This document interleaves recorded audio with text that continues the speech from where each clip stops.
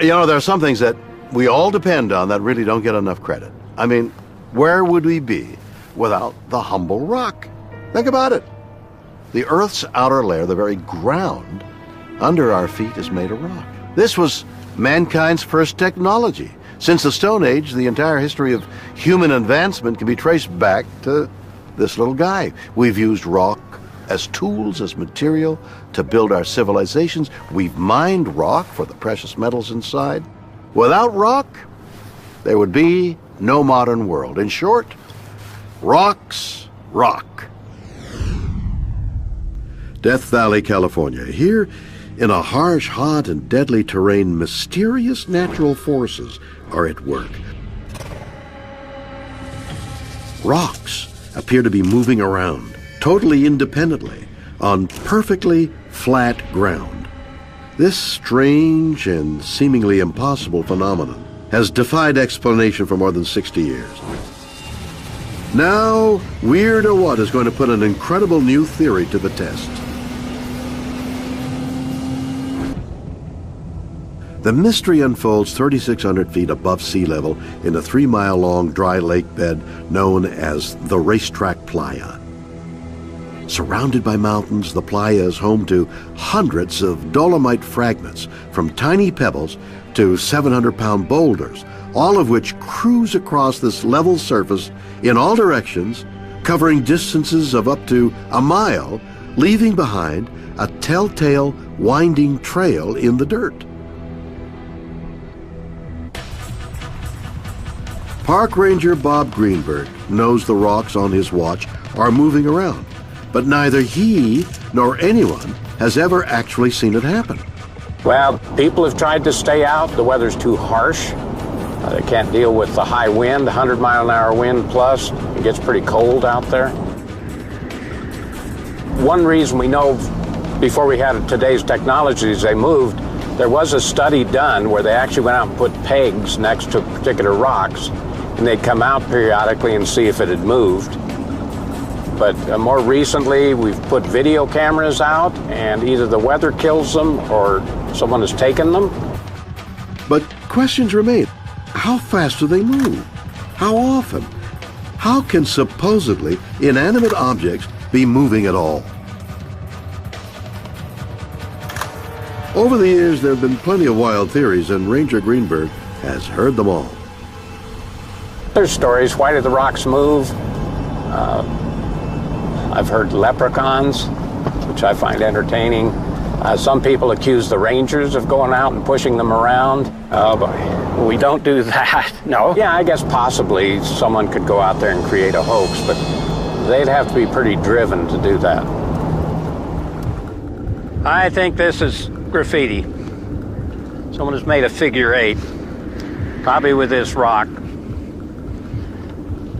And I'm going to guess this one's graffitied. Crazy explanations aside, there's no denying there's a genuine mystery afoot here. Stones that weigh anywhere from 7 to 700 pounds are sailing across a dry desert floor, and no one has ever seen it happen. Is that weird or what? So, what's going on here?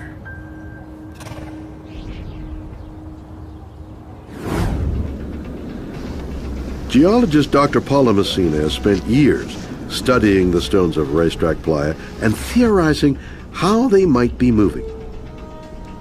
She believes the answer could lie with Death Valley's strange wind patterns. The playa itself is like a mosaic of microclimates, that we find that wind speed in one location can be as much as 6 times greater as in another location. And I've measured the wind simultaneously at different spots to know that this is true. So rocks that are fairly close to one another will do totally different things because the nature of the wind is different at different parts of the playa. These super localized winds can reach up to 90 miles an hour. Due to the valley's unique narrow canyons and mountain passes that constrict the wind flow, causing it to accelerate dramatically. Air is a fluid, And there are certain rules that fluids live by. And one of them is when you constrict the flow of a fluid, it speeds up.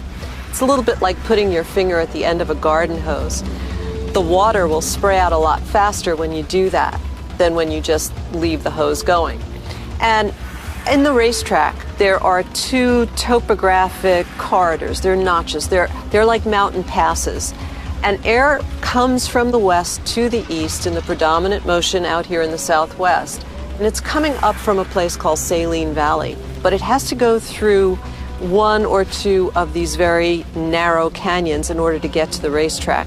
So I think that the air is moving very fast when it gets through those two notches, and that amplifies the wind speed on the racetrack. So even though we may be recording winds in the area that may be only 50-mile-an-hour gusts, at the racetrack it's significantly higher. So could this garden hose theory solve the mystery of the sailing stones? Are the rocks of the racetrack playa being subjected to some kind of natural wind tunnel? The theory has never been tested. Until now.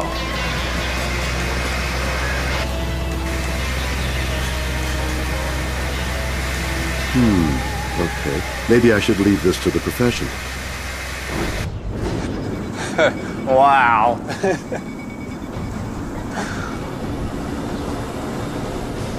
Bruce Barham is a science teacher with a passion for stones.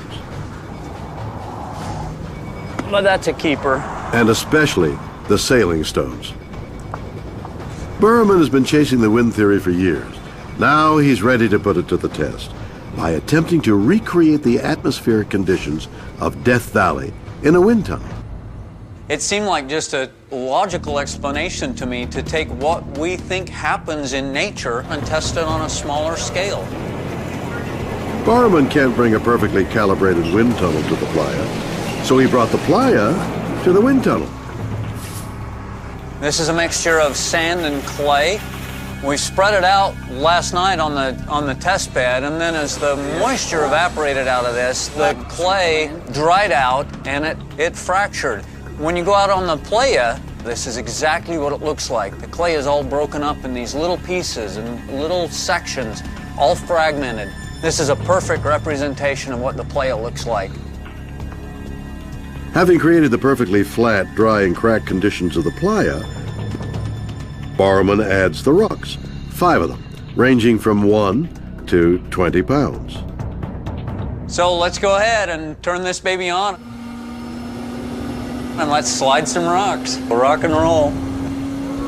So what's our velocity now? We're at 50. Anybody see anything moving? There goes one. 60. There goes rock number 1 rolling off. Even with winds of over 70 miles an hour, the experiment is inconclusive.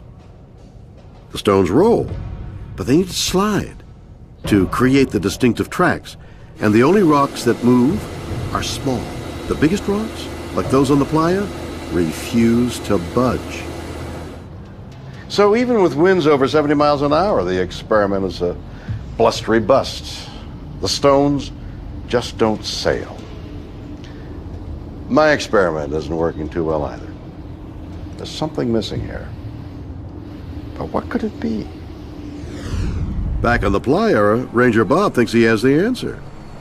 You need rocks, wind, and some kind of lubricant. A dusty desert valley seemingly offers little in the way of lubricant, but when the seasons change, so does the playa. Here we are in the winter, and the temperature is very cold, and in fact, it's been raining. So even though this place gets only about 2 inches of rain a year, we're seeing a significant event in terms of the weather in Death Valley right now. And with these rains, the usually dry lake bed becomes a shallow lake once again. So Barman brings in another variable, water. So what we're doing now is we've tried to simulate the flooding conditions on the playa. With a small amount of water, the stones begin to move. Look at rock 1. Yeah, there it goes. There goes 2. 2 is starting to slide. Yep. And so is 4. There goes 4.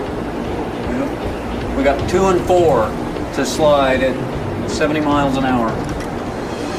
We've kind of peaked now. Even after adding water to the mix, the wind theory is looking doubtful. But in the most bizarre way, the extreme conditions in Death Valley could yet provide the answer. In winter, the playa's nighttime temperature drops from searing to freezing. Any water on the valley floor soon turns to ice. This fact, combined with an afternoon watching winter sports, may have led Dr. Messina to the answer. I saw curling for the first time in one of the Winter Olympics a few years ago. It was one of those eureka moments. I thought about the rocks. I thought about, gee, this is really interesting to see how little force it takes to get something to move when there's almost no friction. As a Canadian, I consider myself somewhat an authority on winter sports, so let's think about the marvelous mechanics of curling. A 40-pound granite rock is pushed down the ice at a target. The weight of the stone and the force applied melts just enough ice under the rock to reduce the friction to practically nothing, allowing the rock to skim across the ice at the nearest fork. So could the sailing stones of Death Valley be acting in a similar way? Could the science behind an Olympic sport explain this mystery? Back at the wind tunnel, it's time for one last try. Berman lowers the friction by turning the cracked surface of his mini playa into a makeshift curling rink. What we're trying to simulate here is that the playa has flooded and it's been wet for several days with a shallow lake, and then on the rare occasion it froze. So we have a frozen solid surface.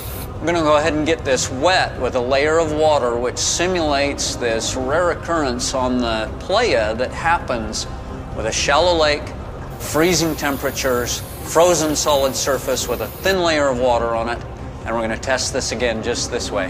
40, 45. There goes one. Yeah, one at 45. There goes rock 3. There goes rock 3. 53. 54. Oh, perfect! Woo-hoo-hoo-hoo-hoo.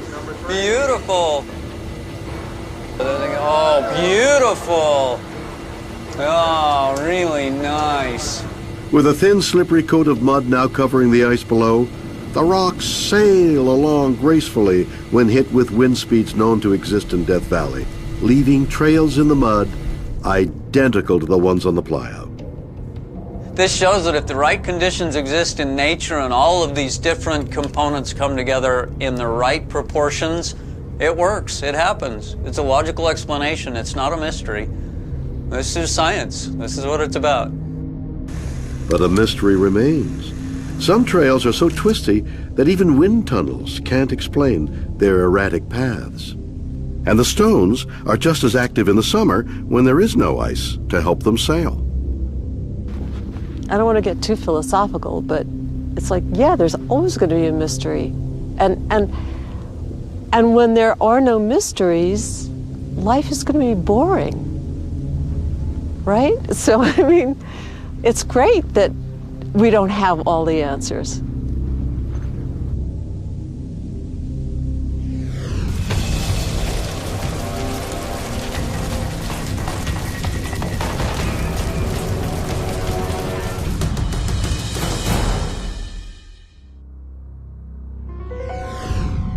Our planet is a truly mysterious place filled with many phenomena that we simply cannot explain.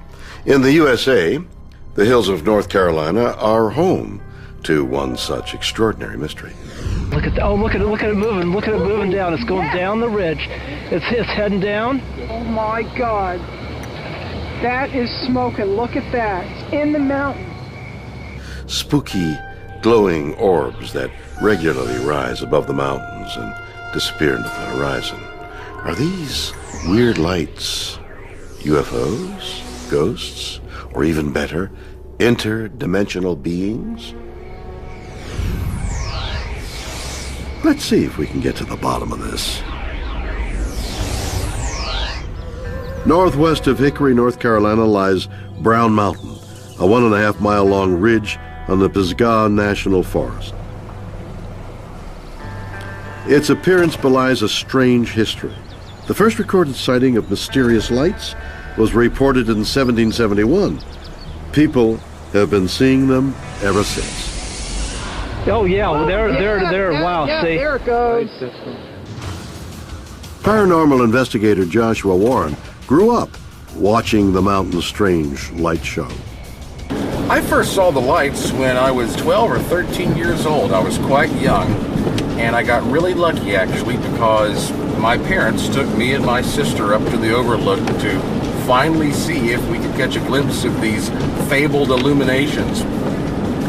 So we were sitting at the overlook, and all of a sudden, this dark mountain in front of us lit up with a red, flaring light. And that light expanded, and then it dwindled, twinkled, and I was amazed because I knew that there was not supposed to be anything commercial or artificial on that mountain that could produce that kind of light.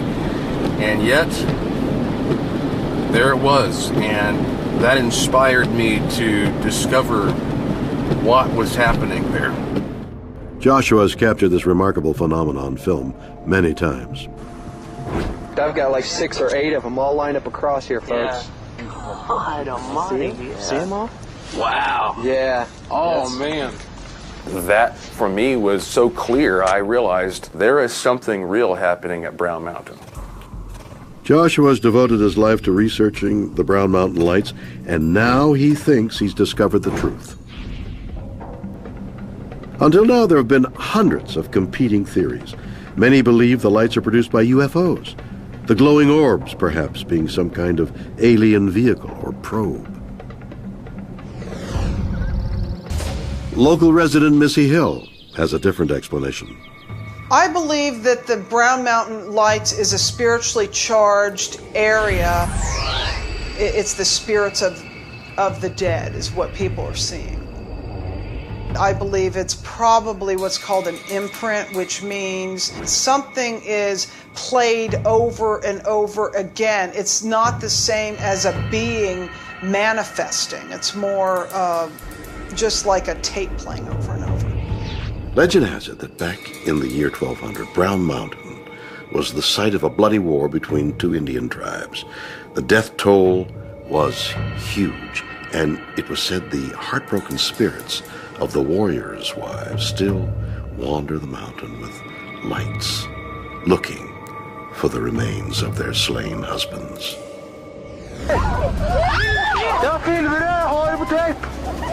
Brown Mountain isn't the only place where strange lights appear. In central Norway, strange oblong lights have been appearing over the Hesdalen Valley since the 1980s. Southeast of Marfa, Texas, unexplained lights have been reported for 200 years. Hovering balls of light seem to float above the ground, sometimes for up to hours on end. So what's going on? Are people seeing ghosts? Or can science unravel a very real mystery that has endured for hundreds of years? Ghostly wanderings aside, could there be a more run-of-the-mill explanation for the Brown Mountain lights? In 1913, the U.S. Geological Survey proclaimed the lights were train headlights from a nearby valley. Sounds plausible. However, 3 years later, a great flood swept through that valley and temporarily took out the railroad bridges, the roads, and all the power to the area. And guess what? The mysterious lights continue to appear above Brown Mountain. So can modern science find an answer to this enduring mystery? Well, it seems there are multiple explanations, including swamp gas or reflected starlight. Dan Caton, an astrophysicist who has studied the phenomena, also has a theory. I got a lot of emails from people who had seen them, and what was particularly interesting were people who reported seeing them from several feet away. So this is not going to be a distance at which you're going to confuse things. And then I began to think that this sounded a whole lot like the reports of ball lightning. an extremely rare phenomenon never successfully captured on film. Ball lightning is a luminous orb that can be as large as a soccer ball and can hover above the ground or move around wildly for several seconds. It has been observed occurring just before or after a lightning strike. We don't understand ball lightning, but it has been reported for centuries and seems to be real. But there's just one problem with this theory. Most sightings of the Brown Mountain Lights occur on clear, dry nights. No thunderstorms means no ball lightning. This is where Joshua Warren's theory comes in. He thinks the Brown Mountain Lights are similar to ball lightning, but without the lightning. We've been able to reproduce a similar phenomenon on a miniature scale in our lab. Now, as you can see, the stream of carbon that's floating up in the smoke has ignited this ball of plasma at the top of the jar. Well, it's easy enough in the lab, but to produce the effect in nature requires a source of energy. Energy that Joshua believes is coming from Brown Mountain itself. And we're trying to measure any kind of strange electromagnetic interference that might be produced by the anomalous lights, just to see if they will create some type of interference that, say, a conventional light, maybe from a campfire or a lantern, would not produce. Let me test for some radio microwaves. Gotcha. Joshua claims to have detected erratic surges in the natural levels of electrical current running through the ground. And we think that could be because the mountain stores up electricity over time and then discharges it. These discharges intersect at various angles that all come together to create what looks like a ball of light. According to Joshua, Brown Mountain could be acting like a giant electrical capacitor, storing a constant trickle of static electricity between its rock strata and then discharging it quickly in very large bursts strong enough to turn the air into a plasma.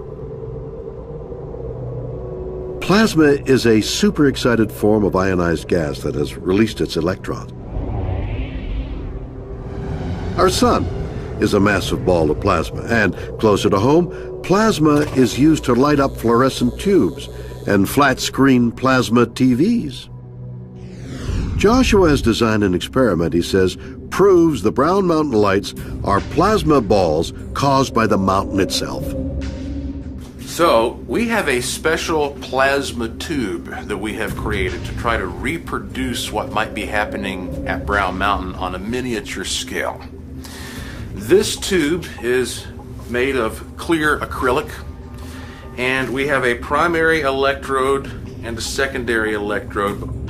What makes it most interesting is that we have this array of third electrodes here on the side, and they reproduce some of the angles that we get from the slope of Brown Mountain to see how these interactions might come together and give us some type of an interference pattern that makes something like ball lightning hover in the middle of that tube. And so we have this hooked on a vacuum pump. The reason we've done that is because we cannot recreate the amount of voltage happening in Mother Nature at Brown Mountain. So to compensate for that, by taking some of the air out of here, the voltage we do have will become enhanced and act more like it would in nature at higher voltages. We have a DC power supply. This power supply is going to be producing about 1200 volts of DC, 10 to 25 milliamps, and it's going to take it a second for us to reach our maximum vacuum we need for this experiment, which is about 2 millitorr worth of pressure. I'm going to apply some voltage. If we were looking at, say, a cliff on Brown Mountain, this bottom wire would represent one discharge coming from a shelf of earth. The top wire would represent the atmosphere, which has its own charge. The third wire would represent another charge coming from another spot on the cliff that happens to intersect with that original charge. It's that intersection that gives you the spin that gives you what looks like a blob. So we're looking at a representation of the atmosphere and 2 shelves of the Earth. Right now you can see a plasma ball that's hovering between these 3 electrodes. And we have created this by reproducing many of the conditions at Brown Mountain. Therefore, we think that a Brown Mountain light is very similar to the type of plasma that you're seeing that appears to be hovering in the middle of this tube, but actually is just part of a much larger electrical system. Plasma created in a lab does seem to appear strikingly similar to the mysterious lights witnessed on Brown Mountain. Joshua is confident he's found the answer. The moment that I saw that ball of light appear hovering between those electrodes, I understood so many things all at once that I never understood before. I think we have a lot to learn still about the way our planet works. That's why it seems to me it's valuable to try to see if we can recreate these things that happen that we cannot explain.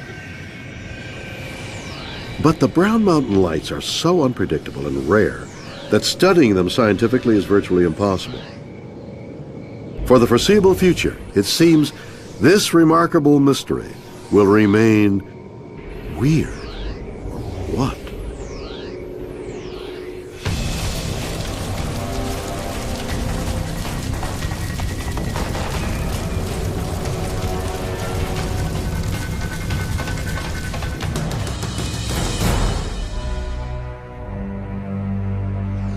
In the remote mountains of northern Mexico, a little-known tribe is redefining our knowledge of the limits of human endurance. They can run up to 435 miles, 16 times further than a marathon in just over 2 days. How could this be possible? Experts are attempting to uncover the secrets to their superhuman ability. Is it unique, or do we all have it? Finding the answer could change the future of medical science. Is that weird, or what?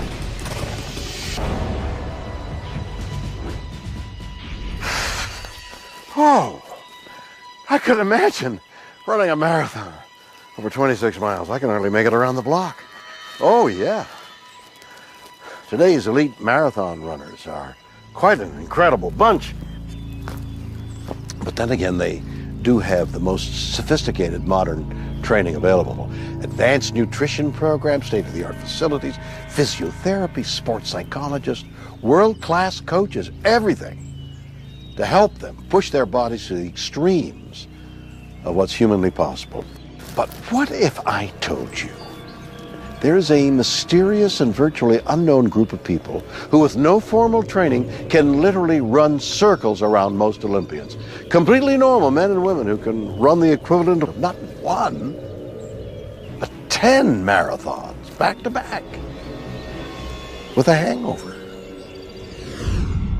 In the remote Sierra Madre Mountains of northwest Mexico lies Copper Canyon, a rugged region home to a tribe called the Tarahumara, or the running people.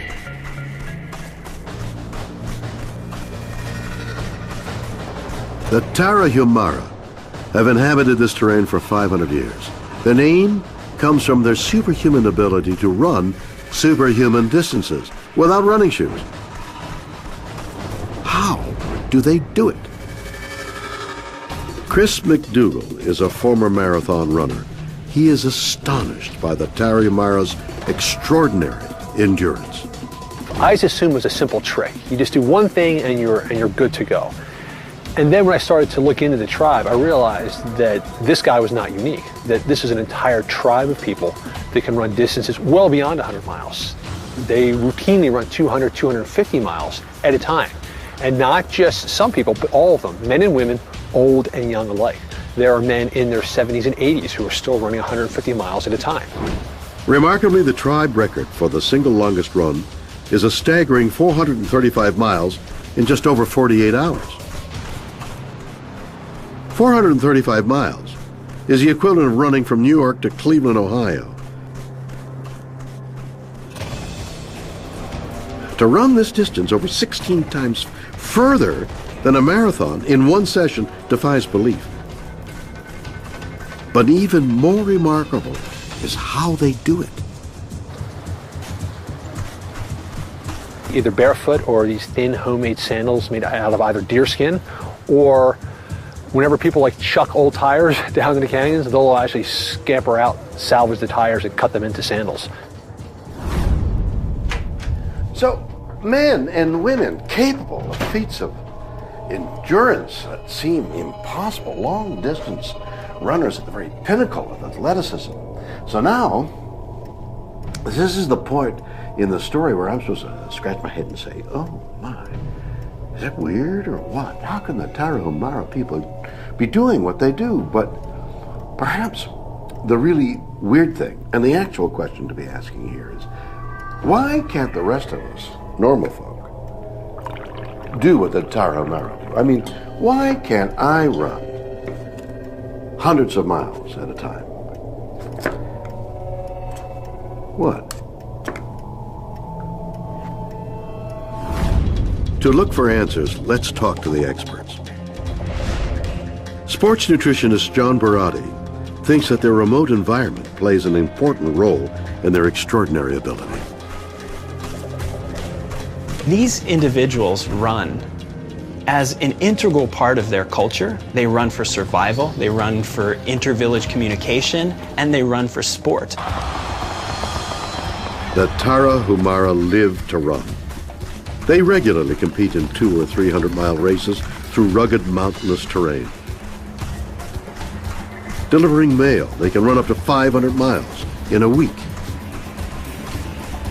So you can imagine if you lived in a culture where running was the only means of athletic expression, and you had to run for survival as well, you'd actually get pretty good at running. So how do the Tarahumara run these superhuman distances?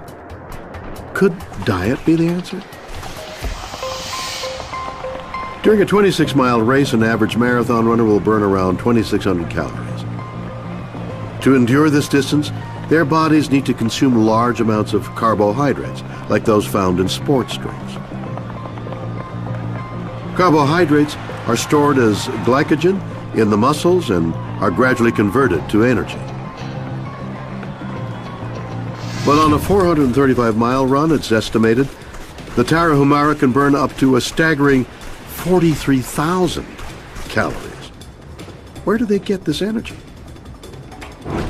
Chris McDougall studied the Tarahumara diet. He was astonished at what he found. They drink like crazy, particularly at harvest time. They do a thing called tezguinadas, and tezguinadas are just full-on, anything goes, drink till you die raves. It actually serves a purpose. When you live in a culture where everyone relies on his or her neighbor, you can't afford to have grudges and resentments. So every once in a while, you need to sort of blow off steam and get it all out of your system. During harvest and before races, the Tarahumara consume large amounts of a corn beer called tesquino. Could this be the key to the extraordinary endurance of the Tarahumara? They actually may be increasing their hydration status and their glycogen status with this corn beer. It's very high in carbohydrate and the alcohol content is low. It's actually been estimated that it would take about 4 liters to get intoxicated using their corn beer or their corn beverage. So if you think about it, the amount of carbohydrates that would come with that and the amount of just simple fluid load would be very high. Amazingly, loading up on high-carb beer before a race may help the Tarahumara, but this alone can't explain their incredible long-distance abilities. So what is it then? What makes them so special? Well, apparently nothing. They just never stopped doing something that, once upon a time, we all did.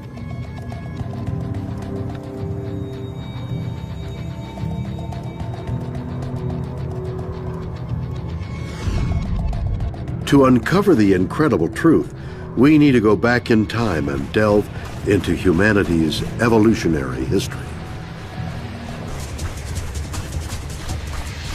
Dan Lieberman thinks the answer might be found in humanity's shared evolutionary history. The Tarahumaro's abilities to run really long distances really comes from our evolutionary history as hunters. We live in a world that's so different from the world for which we evolved that we have lost a lot of those abilities. Hundreds of thousands of years ago, early human hunters had to pursue their prey over long distances.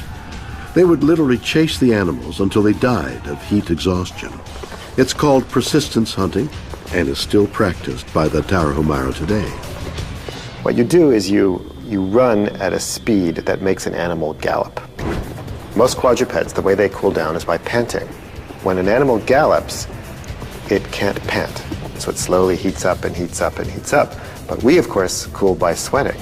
So if you can chase an animal, make it gallop for 10 or 15 minutes when it's really hot, that animal will die. Evolution has provided humans with many ways to endure long distances. Were we born to run? You know, starting 2 million years ago, we evolved these abilities to run very long distances in order to hunt. And we have features all throughout our bodies, literally from our heads to our toes, that help us run long distances, both in terms of storing up and releasing mechanical energy, in terms of cooling, in terms of recruiting energy and storing energy. And what the Tarahumara have done is they've kind of kept those mechanisms, and they keep developing them as they grow up. Most of us have those abilities, it's just that we don't use them. With little or no need for exercise, Dan believes our modern lifestyle is to blame. Why would you want to persistence hunt nowadays? I mean, we can go to our supermarket, we can buy our meat, fully packaged in a container with, wrap all over it. And in fact, for the last maybe 50 or 100,000 years, people probably didn't have to do that very much because of the invention of the bow and arrow. So this kind of hunting is probably very ancient and has become much less common probably over the last 20, 30, 40, 50,000 years. Nobody's exactly sure when. So it turns out that the Tarahumara are just doing what any of us was designed to do by evolution. Run. Our bodies were honed over hundreds of thousands of years to be the perfect long-distance endurance machine. But what use is having such a formidable tool if you don't know how to use it properly? You see, there is still one crucial thing that separates them from us. Technique. When we started studying barefoot running and minimalist shoe running, we learned that there are some interesting aspects to the way that Tarahumara run that may be actually of some use to us. The Tarahumara don't use conventional running shoes. They run in thin, homemade sandals called huaraches, or they run completely barefoot. Could this be the answer to their superhuman abilities? Sports scientist Dr. Irene Davis suspects that because the Tarahumara run without shoes, they run differently than most modern marathon runners, and that this may be the key to their amazing endurance. It's time to put this theory to the test. We're going to start you up and we're going to have you walk just to kind of get you warmed up, and then we'll break it into a run. And I want you to just land your natural type of a landing. We're going to collect some data with you running naturally. Wearing running shoes, the test subject lands on his heel first, then the rest of the foot connects. In runner's terms, this is called a heel strike, and it's long been considered the ideal running style. But the experiment's results offer a different perspective. This is a skeleton depiction of you running. Okay. And that red arrow is actually the ground reaction force as it goes through your heel and through your foot and actually up through your center of mass. Over here on this graph, what you're seeing is this is the ground reaction force as you land. What's interesting about this is that you've got a very distinct impact peak. This impact is the area that we think might be related to injury. Okay. Okay, so you can see that with each foot strike, you get this impact peak. Okay. Okay? The test suggests that when we run in shoes, there is more impact on our legs and feet, increasing our chance of injury. And that's because the extra support running shoes provides actually prevent our muscles from doing their job properly. the shoes are over supportive, then the muscles aren't working so hard. And if the muscles become weak, then you're going to have a greater tendency to get injured as well. But is there a difference when the subject runs in bare feet? So Jason, are you thinking about the way that you're landing, or are you just letting your feet land the way they want to naturally land? I'm letting my feet naturally land the way they want to land. I feel I'm definitely landing more mid-foot, forefoot. I mean, there's definitely less impact. Now we're looking at you running barefoot. You can see that you're not landing so much on your heel. Do you see that you have a less distinct impact peak? I think it's, you know, it's crazy that how much the force, the impact, how much less impact there was. In the end, it seems that Tarahumara's secret isn't a secret at all. It's their birthright. And apparently, ours too. Could we all be superhuman if we ran without shoes? Probably not. But finding the answer to the mysteries of the Tarahumara's remarkable endurance may take us a step closer to understanding the secrets of the human body. I think there's an enormous amount that we can learn from people like the Tarahumara, because they teach us about how our bodies were designed to function. They teach us about basic human capabilities, right? We still think it's extraordinary that they can run so far. But actually what they teach us is that it's actually normal that we can run so far.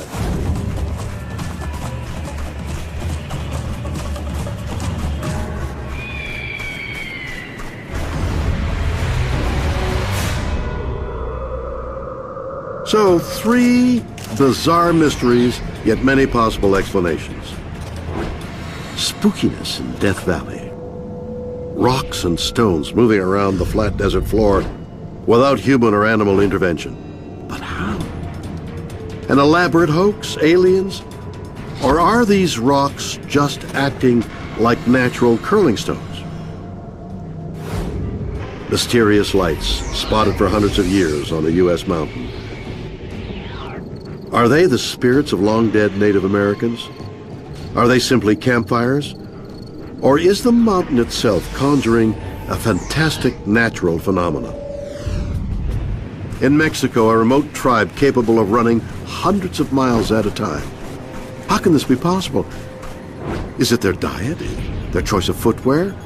Or are the Tarahumara simply doing what all our early ancestors did? Were humans born to run? You decide. 1 minute. I'm sorry, I couldn't put this book down, The Time Machine, written in 1895 by H.G. Wells. With this one book, a hot new science fiction genre was born, the time travel story. Now, of course, there are endless books, and films, and TV shows on the subject, and the mind-boggling paradoxes of journeying across time. Great stuff. Shame the concept of time travel is just fiction, isn't it?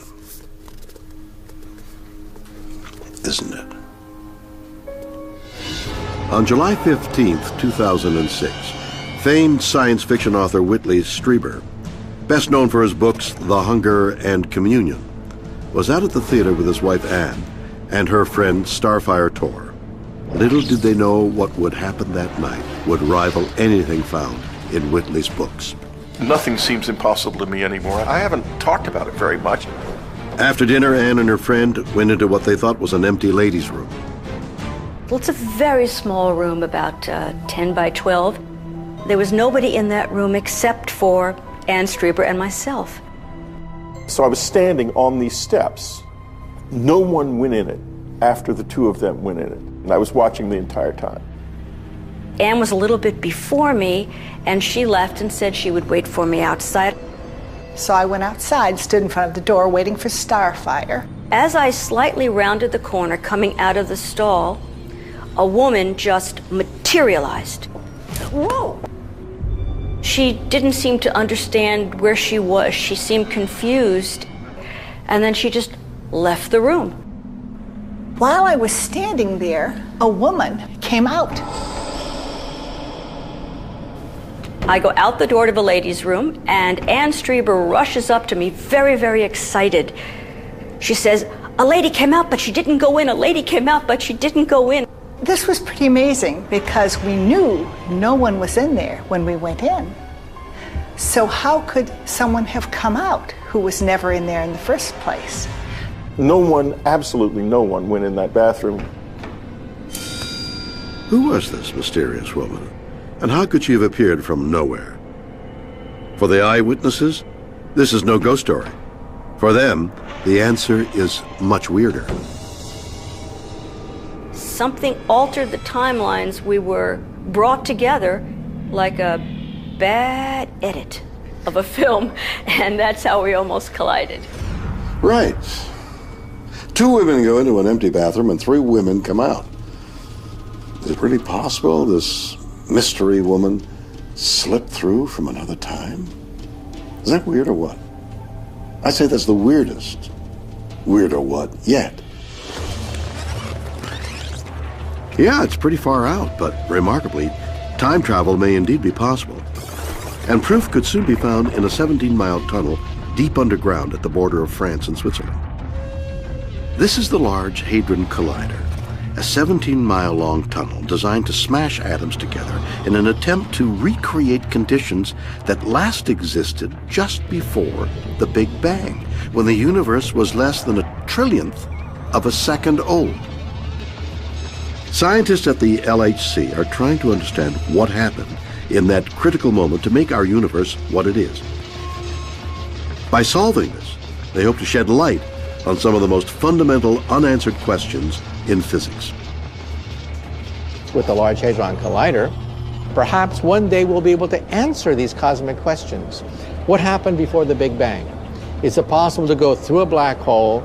Can you bend time into a pretzel?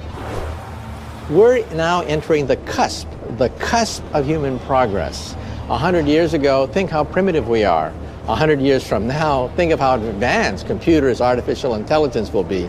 Right now, we're at the most interesting point in human history, the cusp, when we're going to rocket through the universe. A complete understanding of how the entire universe is really constructed might enable future physicists to find a way to manipulate the fabric of space-time itself and travel into the past or future. But can we really manipulate time? To find out, we first need to investigate time itself. Isaac Newton imagined time as an arrow, always traveling straight forward in one direction. But then Albert Einstein came along and said that time is more like a river that can meander, flow at different speeds, and even eddy back upon itself. Now we look at a river and we think of the spot on the river where we are is something like the present moment.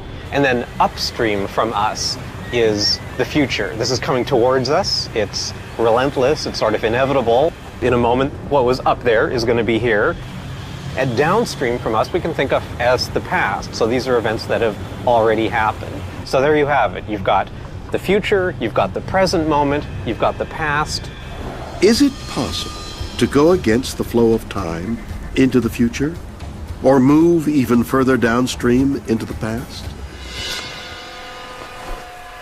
Going back in time is simple, theoretically. All we need to do is beat light to its destination, travel faster than light speed. How fast is that? Well, as Albert Einstein figured out, light travels at a fixed and constant speed throughout the universe of 186,000 miles per second. And the space shuttle can travel around 5 miles per second, so we have a bit of a problem. But our hopes of meeting our ancestors aren't over yet. Modern physicists have built on Einstein's theories and discovered that although we may not be able to beat light in a head-to-head race, we might be able to cheat and take a shortcut. Going back in time is simple, theoretically. To do this, a time traveler would need to bend the fabric of space, connecting 2 distant points to create a theoretical tunnel through space and time known as a wormhole. There are 2 parallel universes. Perhaps it might be possible to build a gateway between these universes, a wormhole, a shortcut, like the looking glass of Alice. Think of Alice in Wonderland. She had a looking glass and she put her hand through it and her hand went to the other side of forever. That is a wormhole. But could we manipulate the very fabric of time and space? If we have something called negative matter or negative energy, it might be possible to build a gateway to another universe, a gateway to another point in space or time. Now, of course, in science fiction, we have the dilithium crystals of Star Trek. People talk about spice. People talk about other exotic chemicals that will open these gateways. Well, I'm a physicist. To us, it's negative matter or negative energy. Negative energy we can actually create in the laboratory. It's already been done, but only in microscopic quantities. Negative matter we've never seen before. If we can find a negative matter meteorite in outer space, just perhaps, maybe we can harness it to open a gateway to another universe. The only problem is the amount of energy required to punch a hole to the other side of the universe is impossible for us to achieve with our current technology.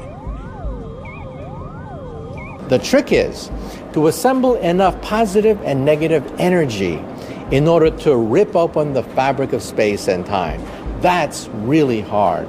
We're talking about the energy of a black hole, the energy of a star, in order to bend time into a pretzel. What do you mean it's impractical to go back in time? Can't make a wormhole. What's wrong with these eggheads? Okay, so traveling into the past might be a tad beyond our reach, but here's something surprising. Most physicists believe it's possible, relatively easy in fact, to travel into the future. How do you exploit Einstein's theory of relativity to travel into the future? Well, it turns out it's not that hard to do. Now, it's hard from an engineering point of view. You just need a really fast spaceship, which we don't have. But if you had one, here's what you do. You just go on a long journey and come back home. Remarkably, this is possible because time behaves differently when an object or person travels at high velocity. It's called time dilation. If you move fast enough, your clock will disagree from a clock that's been left at home. A similar thing can happen if you spend a lot of time in a strong gravitational field, like near a black hole, for example. This amazing feat has actually already been accomplished. Russian cosmonaut Sergei Krikalev has spent more time in space than any other human being. From 1988 to 2005, Krikalev spent 803 days orbiting the Earth at high speed. At times, Krikalev was traveling at 17,000 miles per hour. Nowhere near the speed of light, but fast enough to travel forward in time. It's only about 1/50th of a second, so it's almost too small to even notice. But he has aged just a little bit less than, let's say, if he had had a twin brother who had stayed on the ground. He's just a little bit younger than his brother would have been. Using this theory, it may be possible to travel thousands of years into the future. Imagine traveling all the way around the circumference of the Milky Way galaxy, our galaxy. Now, it's very big. It's about 150,000 light years around. So it's going to take a long time. You start accelerating at a rate of 1g, which is the normal force of gravity that you feel just sitting here. So you have this very mild acceleration, but you keep it up long enough, you're eventually going very fast. When you get halfway around, you start decelerating, and after many, many more years, you end up back on Earth where you started from. Here's the thing. To someone who has stayed at home and just watched you go and is waiting for your return, they have a long wait because it's going to take 150,000 years before you come back. But for you, from your point of view, on board this spaceship, only 23 years will have passed. So, although it seems impossible, time travel is, theoretically at least, real. And the Large Hadron Collider could yet witness science fiction become functioning science fact. In some theories where there's extra dimensions of space, in addition to the three that we see, little compact, tiny dimensions, extra dimensions of space, there's a speculative idea that they may be able to make a mini black hole in the Large Hadron Collider. So is it possible the mystery figure that appeared that night in Los Angeles was really a time traveler? Perhaps even from a future where science had finally answered the secrets of the universe and were now able to manipulate time? Could be. We physicists believe that if time travel is possible, all the paradoxes can be resolved if a parallel reality opens up and there are no contradictions. You simply change the past of another universe. This also means that perhaps in the future, our descendants may have the energy and the ability to create a time machine. So one day, if somebody knocks on your door and claims to be your great-great-great-great-great-great-great-granddaughter, don't slam the door. Is that weird or what?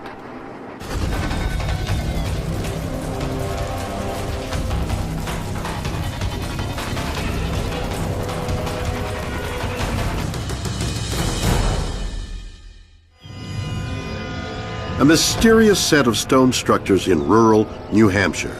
Could this be a place of pagan worship and human sacrifice thousands of years old?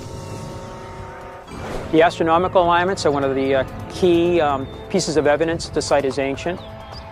Does this mean ancient Europeans crossed the Atlantic thousands of years before Columbus? So it really does open up a whole different way to look at North American history. What is this place? Who built it? And what could its existence mean for America? Truth in history, it would seem, is a sliding scale. The facts that we know today may all crumble away with discoveries of tomorrow, and those discoveries are often to be uncovered in the most unlikely of places. For example, could an innocent-looking pile of rocks tucked away in the corner of a farmer's field in the northeastern United States challenge everything we think we know about American history? What if the first European to arrive in North America wasn't Christopher Columbus or even a Viking? What if, instead of coming to New England in search of religious freedom, the first European settlers came to practice human sacrifice? In Salem, New Hampshire, a mysterious grouping of megalithic stones standing 14 feet high surround a compound that houses a maze of 8-foot-long chambers and crypts set into the ground. The centerpiece, a huge stone slab that looks like a sacrificial table. This is Dennis Stone. His family has owned the site for 3 generations, and he has an amazing theory. Stone believes that this is the oldest man-made structure in the entire United States. America's Stonehenge may be one of the more important archaeological sites in the Western Hemisphere. There are different theories of who built the site. If it is in fact ancient and was built by old world people, this would demonstrate that people crossed the Atlantic Ocean a few thousand years before Christopher Columbus or even the Vikings came to America. Sounds crazy, doesn't it? The very idea that explorers predating Columbus by millennia might have crossed the Atlantic and made America their home? Well, before you dismiss the idea, consider this. It was only in 1960 that the Norwegian archaeologist Anne Ingstad was ridiculed when she proposed her idea that Vikings had settled North America in the 12th century. But it turned out to be true. Ingstad's discovery changed history, and the Viking settlement she found in Newfoundland, Canada, is now an official World Heritage Site. Could this structure have been built by mysterious ancient travelers? Stone believes similarities between his site and archaeological sites in Europe hold the key to uncovering the truth. And we have a couple of chambers here that are very reminiscent of chambers found in France, Ireland, Spain, the Netherlands. One of the purposes we know of is that they were used for astronomical alignments with the sun, moon, and stars. And there are just stone markers. The sun would rise or set over these stones, so the moon would do the same thing. And this may have been tied into the religious ceremonies, the longest day of the year, the shortest day of the year, or the equinoxes. And there's also stones that align with cross-quarter days, days in between the seasons. The ancient Celts and other cultures actually set up stones which would mark these times. The Celts, a diverse group of tribes that dominated much of Central Europe until around 1600 years ago. Stone remnants of Celtic structures, including elaborate burial chambers, can be found all over Europe. It has also been suggested that the Celts were involved in the construction of England's most famous ancient megalith, Stonehenge, a site some believe was created as a giant astronomical tool, its stones aligned to the solstice positions of the sun and moon. Did Celts come and settle America 1,000 years before Columbus? In the 1970s, Barry Felligan, a professor at Harvard, stumbled upon a stone carved here on site, and the kind of writing that was on the stone, something called Iberian Punic. The Iberian Peninsula area at that time housed the Celts. David Brody is an amateur archaeological researcher. He supports the idea that the Celts, not Columbus, were the first Europeans to reach the New World. We think of the Celts as being from Ireland, but actually they originated in Central Europe and then went down to the Iberian Peninsula. But it's the Celts leaving the Iberian Peninsula region that I think came over here and established the site at America's Stonehenge. This place is becoming weirder and weirder by the minute. So who the heck was it hanging around these woods all that time ago? And what were they doing?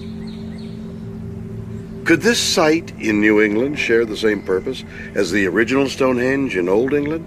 A prehistoric monument of huge, carefully aligned stones assembled by ancient Britons for some mysterious pagan purpose? If the Celts did build this American Stonehenge as a religious site, then Dennis Stone has some striking ideas as to what ceremonies would have been performed here. I'm standing next to the sacrificial table. It's one of the main features at America's Stonehenge. This table measures about 9 feet in length, 6 feet in width, and it sits on 4 stone legs. On the surface of the stone, there's a rectangular cutout or a groove that's been made on the surface, and it has a little runoff. So if a ceremony of some type was taking place, a fluid could run through the channel and then run off the stone into a vase, perhaps. Although little is directly known of the Celts' religious practices, the Romans who fought them, and even Julius Caesar himself, often described how Celtic druids or priests carried out human sacrifice to honor their many pagan gods. The discovery of various ancient sites of ritualized murder in Europe may support this. The stone table in Salem also has another, even more bizarre feature Dennis Stone calls an oracle tube.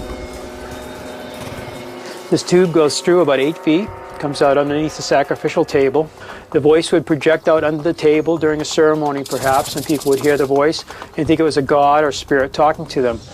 I am the god of the underworld. I accept your sacrifice. Remember, always obey the priest. When we find these large, elaborate stone structures, historically, they were done to honor gods for religious purposes, whether it's the pyramids or Stonehenge in England or Notre Dame Cathedral in Paris. When ancient man went to the effort to build something this elaborate, it was done for religious purposes. And again, that takes me back to the Celts, perhaps 500 BC. That's the type of thing that they did all over Europe at that time and would have done here if they came to America. America settled by Iron Age Europeans. It's an explosive theory, but not one exactly shared by many experts. Research since the 1940s has shown there's a great deal of differences between what we find in Ireland and what is found at this site. There are major differences in the architectural styles. There are differences in the engineering of how the buildings are put together. An expert in prehistoric stone structures, James Gage, also believes that an ancient civilization built this place, but based on carvings in the stone themselves, his theory is that the structure was created by a more local people, Native Americans.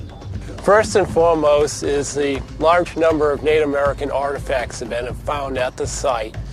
And these artifacts range from scrapers and projectile points, stuff we normally expect, to paint cups and rubbing stones.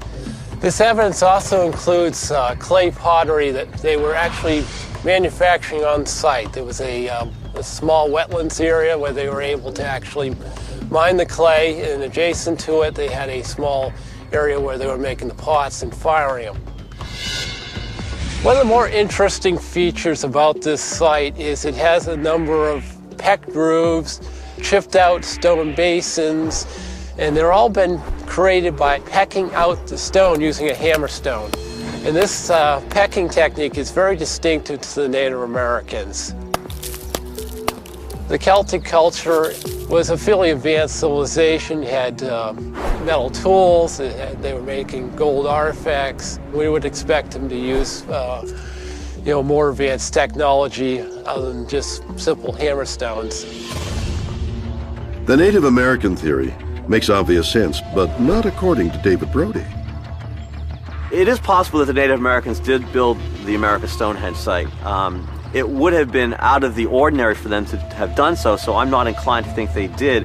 They didn't typically, Native Americans in this area of the country did not typically build with stone. They had stone tools, and they used stone to build their hearths, but they didn't build these elaborate structures typically out of stone. Once in a while we see a sweat lodge, but there's too many of these chambers here. In addition, the Native American tribes, although a lot of their history has been wiped out in the New England region, they don't take ownership of this site like they take ownership of other sites that they believe they did build. So I'm not going to tell you that they didn't do it, but I think the weight of the evidence is more in favor of some kind of ancient seafaring European civilization. So while these experts can't agree which ancient civilization built the American Stonehenge, another archaeologist, Kenny Feder, believes whoever is responsible wasn't ancient at all. Celts in New England 3,000 years ago? I don't think so, but okay. Archaeological sites where people were so neat that they picked every stinking artifact up and left no physical evidence behind? Not bloody likely. Okay, it looks like we're back to square one. So who could it have been that built those incredibly weird structures? Was it the Celts? Unlikely. The Native Americans? Maybe not. Well, how about another slightly less romantic theory? What if it was assembled by a couple of drunken 18th century farmers?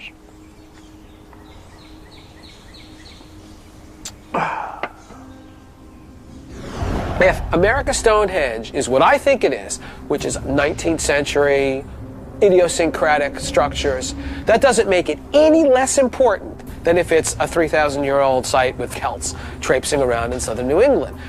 Makes it of different significance, but I don't think it makes it less significant. It just makes it different. Feder's theory is the structures were constructed by the descendants of the Celts, the better-known European settlers that came in the centuries after Christopher Columbus, bringing with them traditional ways of building stone structures. Yeah, damn right. They were Celts, but they were Celts from the 1800s and 1700s, because those are the people who moved here. Good point, but can't the more recent Celtic immigration theory explain the existence of the site's most macabre and enigmatic-looking object? Why does American Stonehenge appear to have a sacrificial table? Look at the names of the towns, for example, in New Hampshire, around where America Stonehenge is located, the towns and the counties. Places like Londonderry. Well, why is it called Londonderry? Because the people who lived here were from Great Britain. They were Celts. These stones are found actually throughout New England, so you're sort of left with a choice. Either there's this like widespread practice of human sacrifice throughout New England, or we got something else going on, and I think it's something else that's going on. If you Google limestone or cider press stone, you'll actually come up with some antique sites where they'll sell you stones like that. The deal is, if you know something about historical technology, about historical process, we do know that the stones like that are found throughout New England. They were used for a number of kind of mundane purposes, not sacrificing people, but in fact making apple cider or producing lye soap. The deal is that an artifact like that, an object like that, is something that we, in the modern world, we suffer from kind of cultural amnesia. We don't press our own cider. We don't make lye soap anymore. And so the objects, the artifacts from that period that any little kid would be able to tell you, oh yeah, we use that for making soap. Today, it's mysterious. So are the drainage grooves on the 4-ton stone table actually for apple juice, not human blood? It may be the most plausible theory, but the mystery of the American Stonehenge cannot be cleared up quite so neatly. Charcoal pits at the site have been carbon dated and believed to be more than 2,000 years old. And Dennis Stone still believes his site is proof that an ancient people commemorated the coming of the solstices here, exactly as they may have done at the real Stonehenge. The astronomical alignments are one of the key pieces of evidence that the site is ancient. The alignments do not work today. They're off a certain amount due to the Earth's tilt changing. In 1977, we took 4 years' worth of survey data. We sent it to the Harvard-Smithsonian Center for Astrophysics in Cambridge, Mass. They ran it through the computer, and they said that if these were used for astronomical purposes, they would work about 1800 BC, plus or minus about 200 years. We have taken carbon datings on the hilltop, about 16 of them. In the main site, which is where we're standing right now, the oldest carbon dating was 4,000 years old. This agrees pretty closely to the astronomical data and results. American Stonehenge could be proof that ancient Europeans traveled to North America thousands of years before Columbus. Or it could be a rare example of Native American stone building. Or it's just a really weird apple cider factory built by colonial farmers. Only one thing is for certain. The origins and purpose of American Stonehenge remains a mystery. Is that weird? Or what?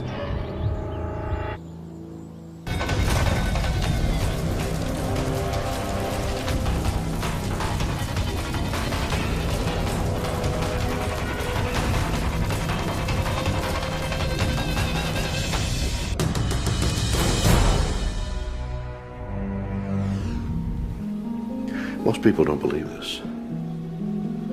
But I have a real green thumb. The secret to my success? I talk to my plants, I stroke them, and I give them a little tender, loving care. Why? Because I believe plants, like humans, are emotional beings. They have feelings just like you and I do. They love, they fear, they can be affectionate, and they can communicate. You don't believe green matter has gray matter? No? Well,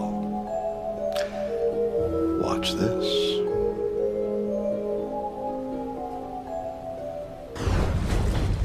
Of all the many different organisms that are on the planet Earth, common sense dictates that mammals are the most advanced, capable of thought, reasoning, and emotions. But shocking new evidence suggests that plants may possess these abilities as well. And even more mysterious, they may have the power of ESP.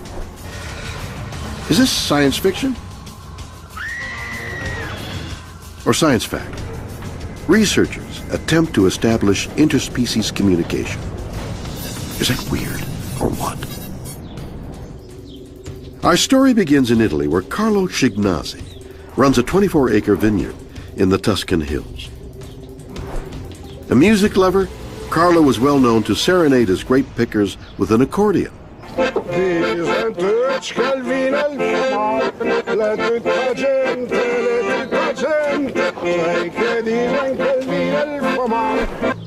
But in 2002, Carlo would stumble upon the true amazing power music could have when, as an ecologically friendly way of controlling pests from ruining his crop, Schignazzi placed loudspeakers all around his vineyard to play 24-hour-a-day classical music.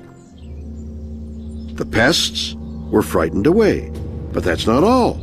Something else happened, something bizarre. The grapevines nearest the speakers grew 50% larger than the rest of the crop, matured more quickly, and even grew towards the source of the music.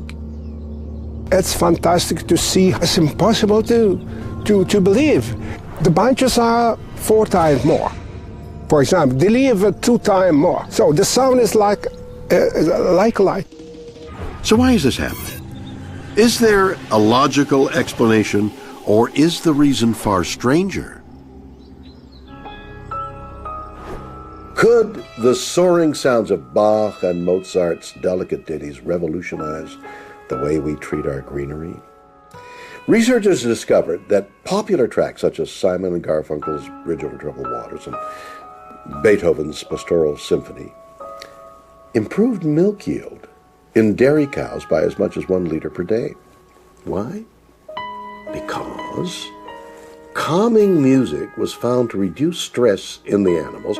Happy moos equals more milk. Could something similar be happening with plants? Could relaxed grapes with impeccable musical taste ripen quicker? Could plants have an intelligence science has yet to fathom? Botanist Dr. Jaideep Mathur says that the grapevine's response to music can be simply explained. Basically, we are talking about vibrations. Plants are able to exhibit primary perception, where they can pick up happenings from their surroundings, and that can be read out as electrical impulses. As far as classical music is concerned, perhaps there are certain tones, certain timbre, certain levels of vibration that plants are more responsive to in that particular music.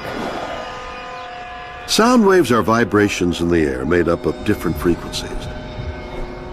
The vibrations caused by the sound of music can be felt by the plants in their leaves or in the soil. Research suggests that plants may respond to music by increasing the expression of the genes, stimulating growth. So do plants just feel music rather than hearing it? Is the perceived wrath of grapes or joy just a boring biological response based on sound vibrations? Maybe. But Susan Dudley, a plant evolutionary ecologist, has another theory for why Carlo's grapevines grow so dramatically. And it may have something to do with how the plants in the vineyards are related to each other. Every plant has a mother and a father. And the vineyard in Tuscany could be doing better because they're planted next to their siblings. For some plants, we know the plants do better when they're planted next to their siblings. And what my research does is show a possible mechanism for that they're not producing these competitive behaviors when they're with their siblings. So that's a plausible theory.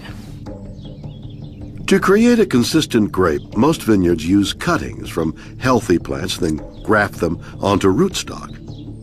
This means that often, most of the vines in a given field are genetically related clones. I went looking to see whether plants could recognize who their relatives were and behave differently with those relatives. What we found is that plants respond differently to liquid in which other seedlings had been in. So you put a seedling in the liquid, you take it out, you put your test seedling in, and you measure it. And it will grow more roots if that first seedling was a stranger, but it won't grow more roots if that first seedling was a sibling. And we had a control where we just lifted them out, put them back in again. So we definitely see that there's something soluble, some kind of chemical maybe that the roots probably put into the liquid that they're responding to, but we don't know what it is. Plants compete for limited resources like sunlight, nutrients, and water, meaning there are winners and losers in this equation. Dudley's research has shown that when certain plants grow beside their kin, they work together for mutual survival and are more likely to all do well. With a winery, usually vintners are planting all the same kind. They're not planting very different kinds together, so rather than better sharing because they're different, they might be sharing better because they're less competitive with each other. Okay. Maybe I am barking up the wrong tree. Sorry. Seriously. What if the grapes of Tuscany and plants in general don't ripen or respond or grow tall and healthy because they love music? What if it's because they love each other? But can this sibling explanation sufficiently solve the mystery in the Italian vineyard? Family ties may make the vines grow better, but why would only some vines grow toward the speakers? Could the answer be far stranger than anything even science fiction writers might imagine?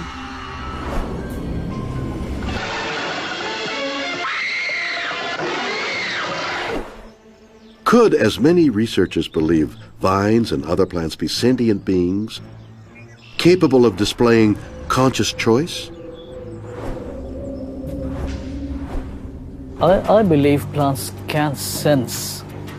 Now, whether they can sense precisely our thoughts or the thoughts of other animals around them really remains to be proven. So I wouldn't go so far as saying that, yeah, they have the ESP and everything. However, what I definitely can say is they would be influenced very easily by changes in their environment, and that maybe reflects to a certain extent the thought process. We do not know. Jay Deep and his assistant Zach are going to put the sentient being theory to the test. They're going to hook up this plant to a state-of-the-art polygraph. Sensors will read the subtle changes in the plant's electrical activity to see how it responds to various stimuli. If there's a noticeable spike in the plant's electrical activity, then that would suggest that the plant can read human thoughts. I'm absolutely curious about what is the outcome from this particular experiment, because it might actually be an opening for the way my own research direction that will move into. Because if there's a positive response, I would really love to follow that up in a more scientific manner. For their first experiment, they're going to test what many gardeners believe to be a fact, that plants respond well to human touch. Lightly brushing the leaves and the stems of the plant. No, sorry, Zach. But there's no response. Now they're going to attempt what few scientists have ever tried before. Threatening thoughts. They're going to see if plants have ESP.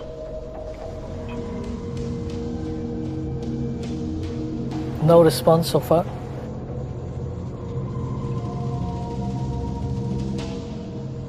That's all I got, yeah. We haven't gotten any responses yet, eh? Since there's no response, Jay Deep and Zach are going to raise the intensity of the next experiment. They're going to threaten the plant with violence. Cut plant.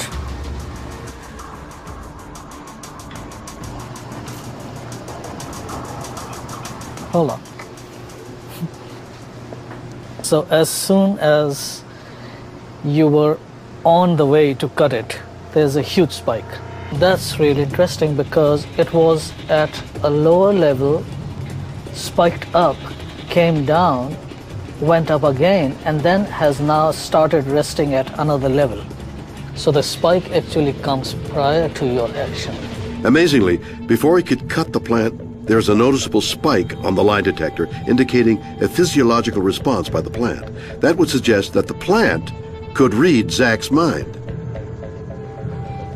This was almost the perfect moment for a plant to have become anxious when you reached it with the scissors with a very clear intention, at least in your mind, unspoken. So, again, maybe we are looking at something real.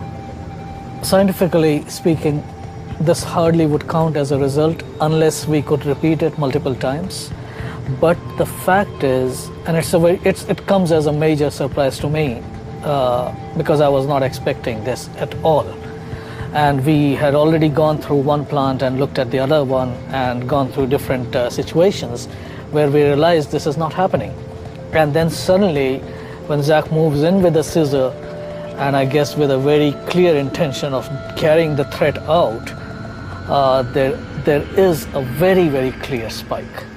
So, if human beings are ever going to prove plants are sentient or have ESP, more research needs to be done.